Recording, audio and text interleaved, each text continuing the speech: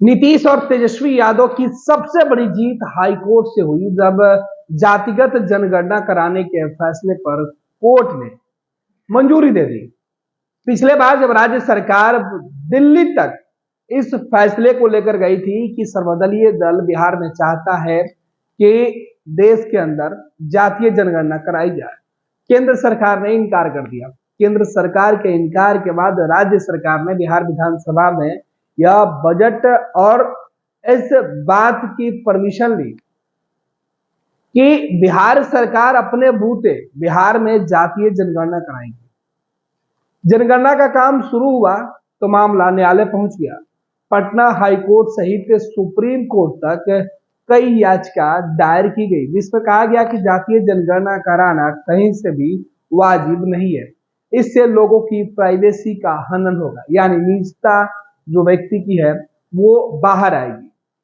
Supreme court में जब यह मामला पहुंचा तो सुप्रीम कोर्ट ने कहा कि मामला हाई कोर्ट में है, लिहाजा तमाम शिकायतें हाई कोर्ट में की जाए। इधर हाई कोर्ट में मामले की सुनवाई चल ही रही थी। हाई कोर्ट ने अपने पहले आदेश में जो जातीय जनगणना चल रही थी उस पर तत्काल रोक लगा दिया था। उसके बाद राज्य सरकार को बड़ा झटका लगा। तेजस्वी यादव और नीतीश कुमार को इस वक्त उनकी उम्मीदें टूट गई जब पटना हाईकोर्ट ने उस पर स्टे लगा दिया। तेजस्वी और नीतीश यह बातें दोहराते थे कि वो तो चाहते थे कि जिस समाज के ज्यादा लोग हैं उनके बेहतरी के लिए राज्य सरकार योजना बनाए, लेकिन कुछ लोग जो इस योजना के खिलाफ, जातीय जनगणना के फैसले के खिलाफ है, वो कोर्ट चले गए। मामला न्यायालय में है, लेकिन उम्मीद है कि न्यायालय में हमें जीत मिलेगी। और वो समय आ गया जब पटना हाई कोर्ट का फैसला आया और उस फैसले में राज्य सरकार को यह आदेश दिया गया कि वो जातीय जनगणना करा सकते हैं। राज्य सरकार के पक्ष में जब फैसला हुआ तो उस फैसले को देखते हुए राज्य सरकार ने जहां न्यायालय के प्रति अपना आभार जताया, धन्यवाद दिया, साथ ही साथ जातीय जनगणना का काम और जल्दी से पूरा करने का आदेश भी बिहार सरकार अपने अधिकारियों को देगी। आनंद फानन में यह तय हुआ कि जातीय जनगणना का काम 2 अगस्त से शुरू किया जाए। फिलहाल जातीय जनगणना का काम जो 20% बचा हुआ है, जिला प्रशासन और राज्य सरकार की तरफ से यह दावे किए गए थे कि 80% तक काम कर लिए गए हैं। 20% जो सर्वे बाकी है उसे भी पूरा कर लिया जाएगा। राज्य सरकार ने इसे युद्ध स्तर पर पूरा करने का निर्देश दिया है। तमाम शिक्षकों को लगा दिया गया है कि जल्द से जल्द जो काम अधूरे पड़े हैं उसे पूरा कर ले जाए। लेकिन इस बीच एक बड़ी खबर यह है कि राज्य सरकार अब सुप्रीम कोर्ट खुद पहुंच गई है, जिस सुप्रीम कोर्ट ने जातीय जनगणना के मामले पर सीधे तौर पर यह कहते हुए पूरे याचिका को ही सुप्रीम कोर्ट में सुनने से इनकार कर दिया था कि मामला हाई कोर्ट जाए, उसी मामले को लेकर राज्य सरकार अब सुप्रीम कोर्ट गई है।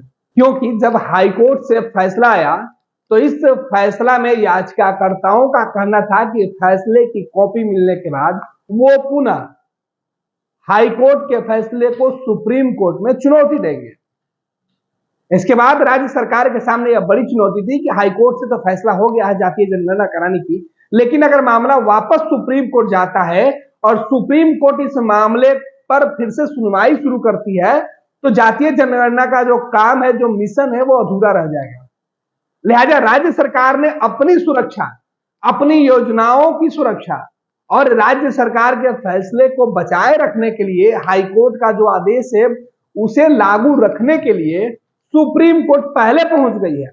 और सुप्रीम कोर्ट में एक याचिका दायर की गई है जिसमें कहा गया है कि अगर जातीय जनगणना से जुड़े किसी भी मुद्दे बिहार सरकार के खिलाफ अगर सुप्रीम कोर्ट में आते हैं, कोई भी याचिकाकर्ता अगर आता है, तो राज्य सरकार के फैसले सुने बगैर सुप्रीम कोर्ट इस पूरे मामले में कोई फैसला नहीं है।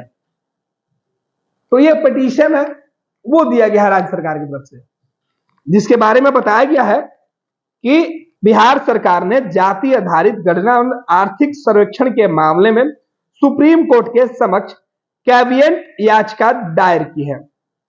आम भाषा में कहे तो इस अर्जी के द्वारा यह गुहार लगाई गई है कि बिहार सरकार का पक्ष सुने बगैर सुप्रीम कोर्ट कोई आदेश जारी न करे।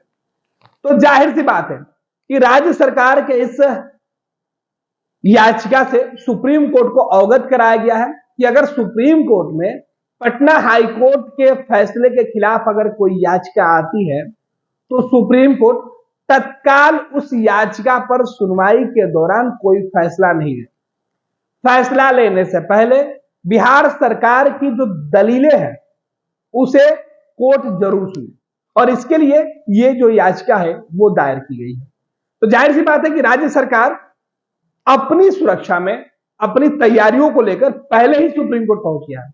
जाहिर सी बात है कि बिहार सरकार के इस कदम से उन याचिकाकर्ताओं को बड़ा झटका लगा है जो supreme court Patna high court के फैसले के खिलाफ जाने का मन बना रहे हैं। ये लो मुंह मीठा करो, आज मैंने अपना जॉब छोड़ दिया, अब हम पूर्णिया वापस जाएंगे। जॉब छोड़ दिया है? मतलब ये घर कैसे चलेगा? हम करेंगे क्या? और माँ बाबूजी क्या बोलेंगे? इसलिए मैं एक और मिठाई का डब्बा लाया। अपने बिजनेस के लिए लोन अप्रूव हो गया। अरे लोन अप्रूव हो गया वो तो ठीक है, लेकिन पूर्णिया में हम रहेंगे कहाँ? अपना घर भी तो नहीं है वहां। इसलिए तो एक और मिठाई का डब्बा अलग से लाया हूं। हमने पूर्णिया में घर ले लिया है, पूर्णिया के ई होम्स पैनोरमा में। पूर्णिया में पैनोरमा ग्रुप लेकर आए हैं ई होम्स पैनोरमा। बड़ा घर, आलीशान जिंदगी और अत्याधुनिक सुविधाओं के संग। अरे अरे, अब क्यों मुंह मीठा करवा रही हो? क्योंकि हम घर वापसी जो कर रहे हैं। घर वापसी की खुशी पूर्णिया में ई होम्स पैनोरमा के संग। E homes panorama, luxurious lifestyle redefined.